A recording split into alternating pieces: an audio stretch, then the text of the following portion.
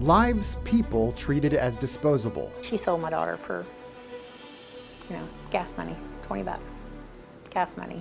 But what happens when justice falls short? It's like you're traumatized twice. We investigate the barriers to prosecuting human trafficking cases and the push for change.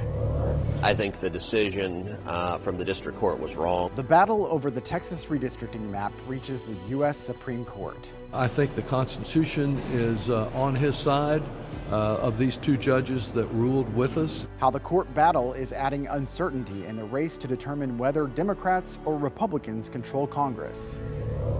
Could FEMA move its headquarters from Washington to Texas? We look at how the search for a new leader is putting a spotlight on a Lone Star State. Produced from the Capitol in Austin and airing statewide, this is the award-winning State of Texas. Hello, and thank you for joining us. I'm Josh Hinkle. The deadly realities of human trafficking in Texas haunt families and survivors for years. But for many people impacted, justice is elusive. Jennifer Sanders investigates the challenges prosecutors face in holding alleged traffickers accountable.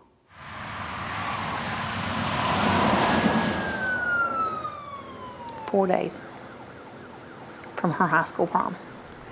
And the next day is when the state troopers come to our home. May 2018. Julia Wells, barely 18 years old, was just a few weeks shy of graduating high school. Her mom, Mary Wells, remembers the excitement she shared with people she met about this new chapter in life. She talked to everybody. Everybody was her friend. She was autistic, so she didn't know a stranger at all. She loved everybody. A few days before prom, Julia told her mom she wanted to spend time with a friend. I got a text message, "Mom, I'm gonna stay with my friend for a couple of days. I'll be back on Thursday to get ready for prom because we have nails and hair before prom on Saturday." Julia never made it home.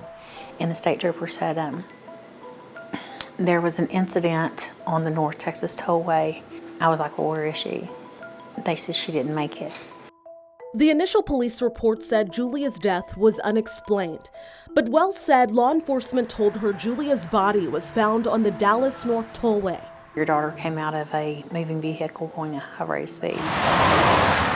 Wells soon learned Julia had been trafficked, and one of those involved was a woman she had called her friend. The one question I was able to ask was, what did she sell her for? She sold my daughter for, gas money, $20, gas money. And I said I would have given her more than that to bring her home. Julia's death became part of a multi-agency human trafficking investigation in Collin County, during which her mother learned how to navigate a legal system that delayed justice for years. She says the pandemic, turnover at the district attorney's office, and simply getting someone to take a closer look at her case were major hurdles. And she believes her persistent calls to the DA's office finally led to movement. Oh yeah, they got tired of me. How often were you calling? I'd call them about every day. A grand jury eventually returned indictments in the case. These are the suspects charged with human trafficking-related offenses. The first trial is expected in March, nearly 8 years after Julia's death. So there's 1,100 here, and these are just reports. Data we obtained from DA offices in 4 Central Texas counties and Dallas County from 2021 to now shows a snapshot of the delay in those places. More than 90 human trafficking cases still pending, with victims there waiting an average of more than 500 days for justice so far since their alleged offenses occurred, leaving families like Wells and survivors like B. Sawyer in limbo.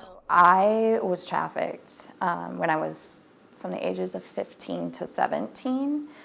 I was trafficked at truck stops, all on I-10, I-20, and then I-30, like going across the state. Sawyer said she was trafficked by her father. Court records show he was recently convicted of sexual assault of a child and sentenced to life in prison. How many years have you been fighting to seek justice? So I first filed charges in 2020, so 5 years. you hear what your trafficker said, and you're afraid of cops and, law enforcement and everybody really. That's why she says it took her so long to share her story. But it's hard, and really it's like you're traumatized twice, because what happened to you, but then trying to navigate everything and then telling you have to tell your statement so many times, it's just exhausting. The first thing she did was Having a trauma-informed advocate is what she says helped her move forward. For her and Mary Wells, that advocate was Jacqueline Aludo of No Trafficking Zone. We help build cases with law enforcement. We then walk with the victims through court. Aludo spends years with survivors and their families to help secure prosecutions while pressing DAs and judges to enforce the state's human trafficking laws and ensure the crime matches the penalty. In a lot of our counties, it's been deferred, probation, a slap on the wrist, or a trafficker, a pedophile gets 5 years, and then he pleads down, and then he's really in jail for 2 years.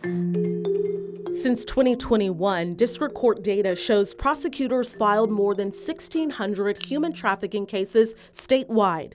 But Texas Department of Criminal Justice data shows only 112 people currently serving prison sentences statewide for trafficking convictions in that same time period. From your vantage point, what would you say makes human trafficking just so difficult to prosecute in the state of Texas? There are a lot of reasons I think human trafficking cases can be difficult to prosecute. I think it starts with really identifying it's like a closed community. And then I think a secondary challenge is that sometimes it's crossing state lines, it's crossing national borders.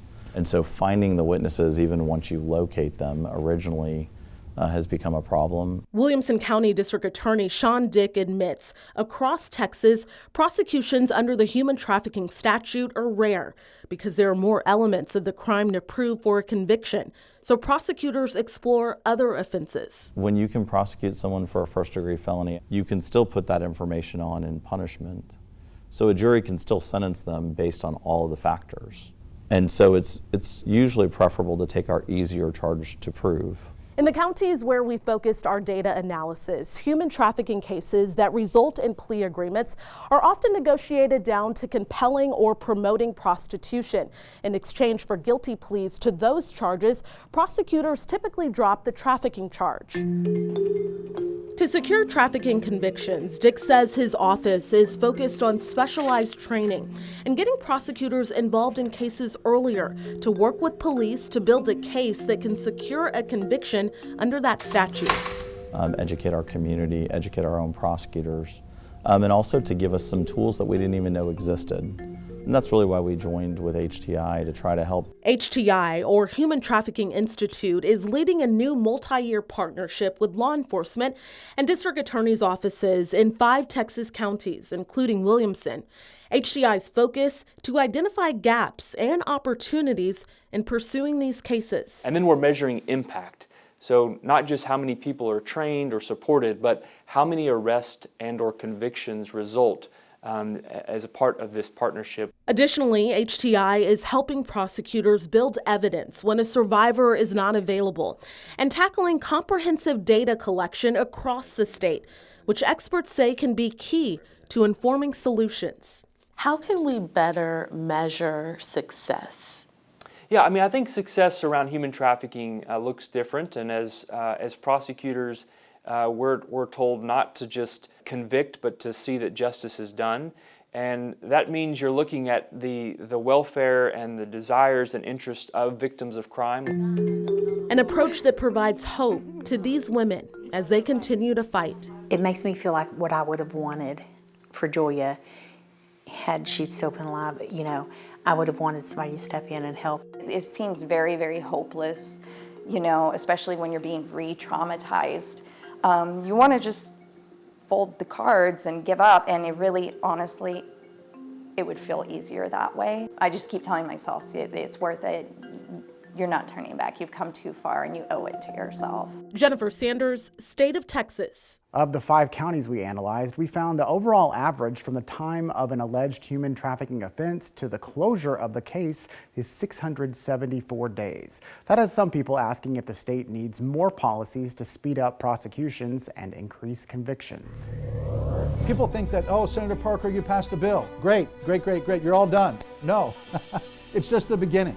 A Texas senator believes a new law he authored will lead to more prosecutions. Up next, you'll hear from him about his work to bolster penalties for traffickers. And later, the Supreme Court weighing in on the battle over the redistricting map passed by Texas lawmakers, the reaction, and what comes next.